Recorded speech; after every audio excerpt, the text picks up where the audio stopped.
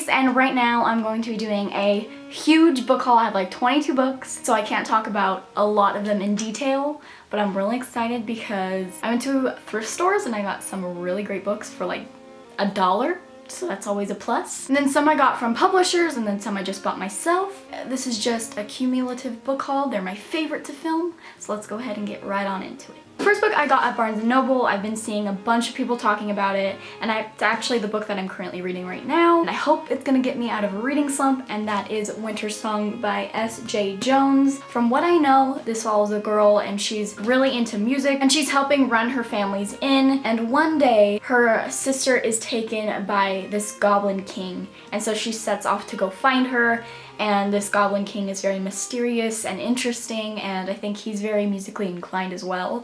And somehow, I don't know, but I've been seeing so many good reviews. I am going to start this book today. I'm so excited, and this cover is beautiful. It reminds me of Beauty and the Beast. And also, my friend said this sounds like The Labyrinth, so I think it's like a retelling of The Labyrinth, so yeah. The next books I got at the thrift store. As you probably know, the series of Unfortunate Events Netflix series just came out, and so I watched it and then I wanted to reread all of the books. I didn't want to have to buy them in full price because usually whenever I go to thrift stores, I see them there. I just set off one day and I found so many, which is great. So let's start with The Reptile Room, which is the second book, The Wide Window, which is the third book, The Ostray Academy, which is the fifth book, The Ersatz Elevator, I don't know if I say that right, and that's the sixth book, and The Hostile Hospital, which is the eighth book, The Slippery Slope, which is the 10th book, and the 12th book, which is The Penultimate Peril.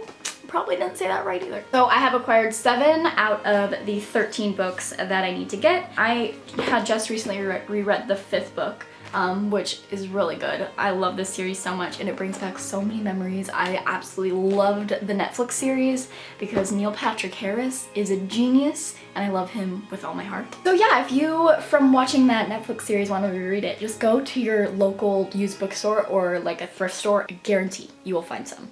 And then in addition to getting all those at the thrift store, I also picked up Harry Potter and the Chamber of Secrets by J.K. Rowling, and then Harry Potter and the Sorcerer's Stone. And I already have these, but you could never have more editions of Harry Potter because I've never actually seen these ones, so I was like, these are cool. And then I also, because I want to start collecting the hardcovers, I have Harry Potter and the Order of the Phoenix in perfect condition. I got it for $3, guys. $3. Then I also got Harry Potter and the Deathly Hallows for like $6. So if that isn't a deal, I don't know what is. Also, I don't really know how you hold this and read this.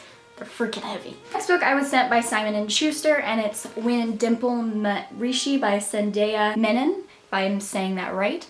And from what I gather about this book, it follows this girl named Dimple, and she's very logical. She kind of has her future planned out for her. And then we're also following Rishi, who's a hopeless romantic. And I think that their parents have their marriage planned out or something. I don't really know. It kind of sounds like a planned marriage thing, which is a little weird because that's like very dated, but I don't know. And so basically they're opposites, and Rishi has to somehow woo her. This sounds really interesting, and I've seen this being circled around BookTube and Bookstagram, so I'm hoping it's really good. I feel like it's gonna be like a light and fluffy read. The next book that I got at a local used bookstore is Coraline by Neil Gaiman. I love this movie, I love Neil Gaiman, so I was like, why don't I read the source material? I've heard this book is so creepy. I also want to get the graphic novel, but I want to read everything that Neil Gaiman writes because he's so bizarre, but his meanings behind his books are awesome and I love them, so I'm really looking forward to this one. This one is probably an October read. Next book I received by the author, and thank you so much, Jamalia, for sending this. I'm so excited, and that is A Story a Day by Jamalia Nasser. This book sounds really interesting and just different from a lot of things that I've read. It's compiled of a bunch of short stories about people's families around the world, just about real events that are taking, like family feuds and just stuff that goes on that really no one kind of talks about, because every family has problems, every family has issues, no matter what it looks like from the outside. And I love the concept of this book. You don't have to read it, you know, just in one sitting. I mean, you probably could if you wanted to, but a story a day, I think that's perfect, and I think it's going to be very inspiring. The next book I got, I'm really excited to read because summer's coming and I feel like it's gonna be really great. And it's The Sun Is Also a Star by Nicola Yoon. I read Everything last spring and I enjoyed it. I think I gave it 3.5 out of 5 stars. I didn't like the ending too much, but you know, the book was good. It was really good, and it was not so like it was fluffy, but at the same time not. was really good. But I'm so excited to read this because I've heard it's even better than Everything. From what I know, it follows a girl and a boy. It follows the girl as Natasha, and she's into science and facts, very logical, and she's never one to like believe in fate. But one day when she's in New York, she meets this boy named Daniel, and something happens, and Natasha is actually going to be deported with her family to Jamaica, I think at the end of the day. So I think this book tells a story, you know, in one day, or the book is in one day, I'm not sure.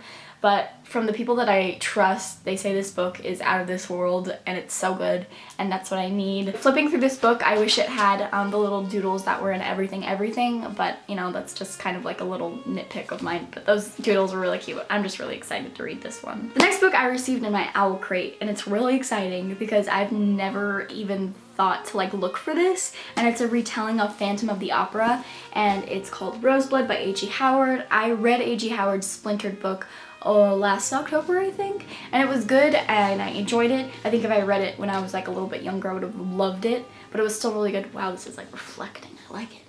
But this cover is gorgeous. I usually don't like people on my covers, but this one's good. It's a retelling of Phantom of the Opera. That's just so exciting, so I'm very much looking forward to reading this one. The last 5 books I'm going to show you I received in the Book of the Month book subscription box, and you get 5 hardback cover. They're a great subscription box. The first one is The Animators by Kayla Ray Whitaker, I think.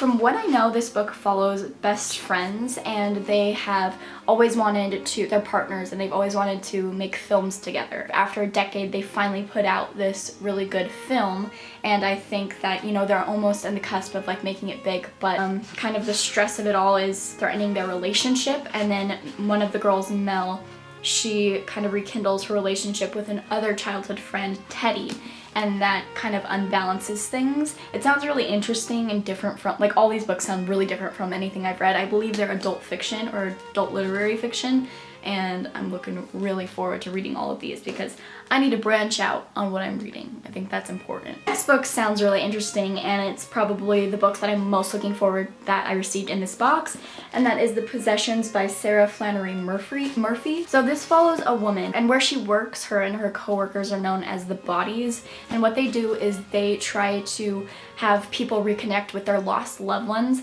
and so in the process they like wear their, like, the people's dead relatives' clothing, and they try to like reconnect them with them. And one day she channels the wife of one of her clients, and she becomes obsessed with their relationship, and that kind of conflicts with her business.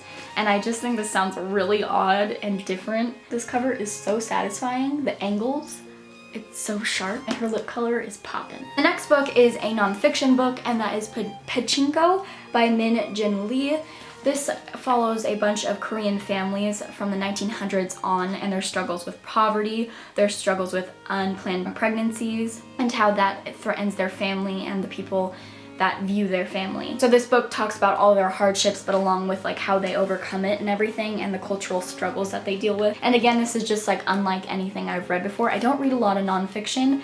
In fact, I haven't read a nonfiction book, I think, in over a year, so I do want to remedy that. And I have actually gotten a lot more nonfiction books, so that's good. Next book is Perfect Little World by Kevin Wilson. There is a lot going on in this book. First, we're following this girl named Isabel Poole, and she meets this psychologist fresh out of high school, and she's also pregnant with her art teacher's baby. And the doctor, or the psychologist, he's awkward and charming, and he wants to do this thing called a project that's called The Infinite Family, and it's when seeing what would happen when 10 children are raised collectively without knowing their biological parents, and he wants Izzy to be one of her child to be one of those in the experiment type thing. And obviously with doing this project, it's gonna like uproot a lot of stuff, and it doesn't go as he planned it to be. He planned it to be like this perfect utopia world, but I don't think it goes like that.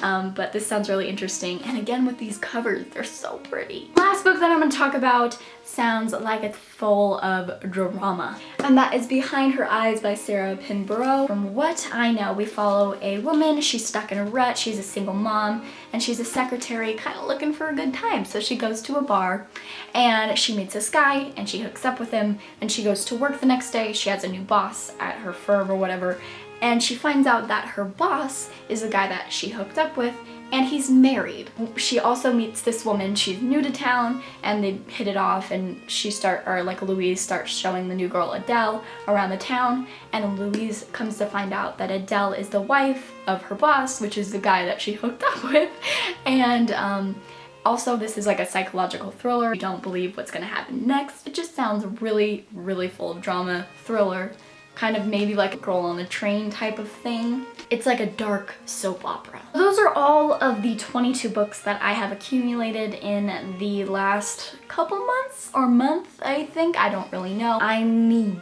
to get out of this reading slump. It's driving me nuts. So I'm hoping Winter Song will help me do that. I've heard a lot of good things. If you've read any of these books and you want to tell me your thoughts, if you love them, if you hated them, I love unpopular opinions. I hope you enjoyed this video, and I'll see you in the next one. Bye.